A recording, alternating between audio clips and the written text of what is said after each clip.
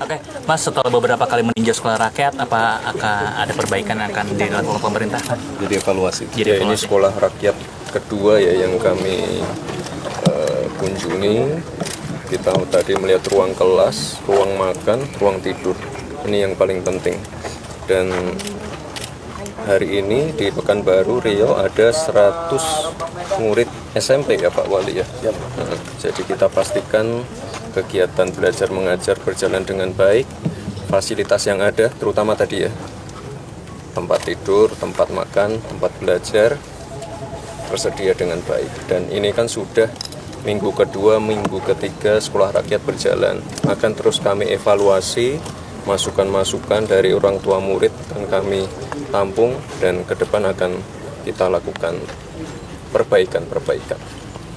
Mas, tadi kan sempat juga ke posko Karhutla ya Mas. Ya. Itu tanggapannya gimana dan apa ada langkah konkret dari pemerintah khususnya dalam hal penegakan hukum Ya, Karhutla? ini penting sekali. Dan saya terima kasih sekali kepada Pak Gubernur, Forkopimda, semua yang hadir. Khususnya untuk Riau ini sudah sangat berkurang. Tadi kalau teman-teman media tahu waktu kita landing, keadaannya kan sudah mendung ya.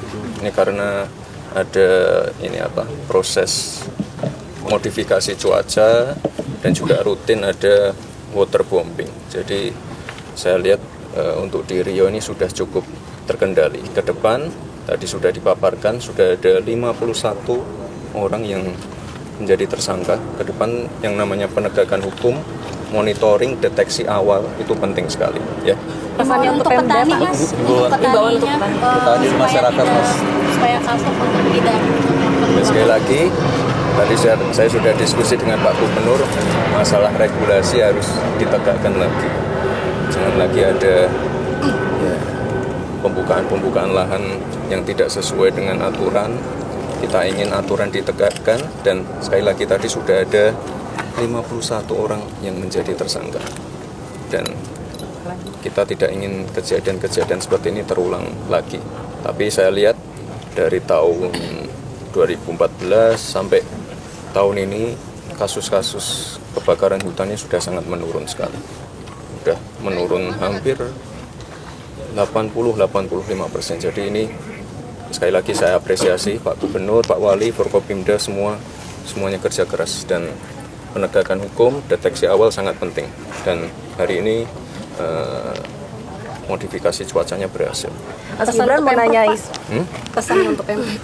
Terima kasih Pak Gibran mau Gubernur dan tadi Pak Gubernur, Pak Wali juga sudah ikut mengawal proses pencairan BSU dan di Pekanbaru Riau ini proses pencairannya sudah lancar, sudah hampir 100%. Dan saya titip pesan jangan sampai ada pemotongan, proses pencairan lancar, dibantu juga tadi oleh dirut-dirut BPJS, dirut PT Pos. Saya kira semuanya berjalan dengan lancar dan saya tadi titip pesan untuk kepada para penerima bantuan agar bantuannya digunakan untuk hal-hal yang produktif, jangan dipakai untuk judol.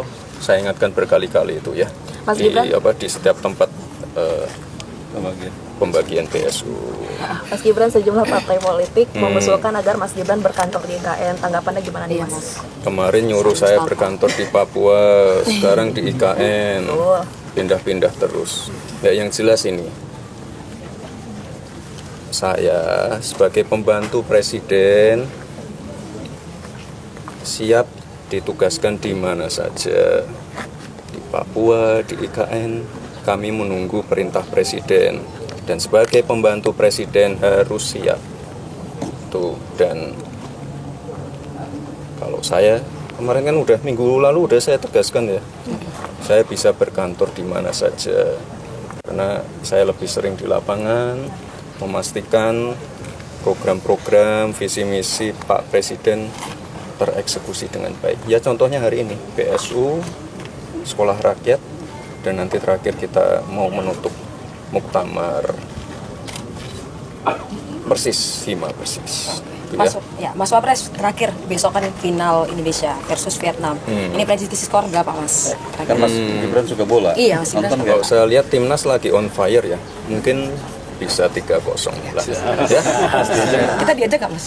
enggak. Nonton nggak Mas? Ya, nonton sendiri lah ya, nonton di rumah aja lah sendiri. Atau bisa nonton di TV, nonton langsung lebih baik ya. Lagi on fire, semoga bisa menang lagi ya. Terima kasih Mas. Kedinginan. Terima kasih Mas. Terima kasih Mas.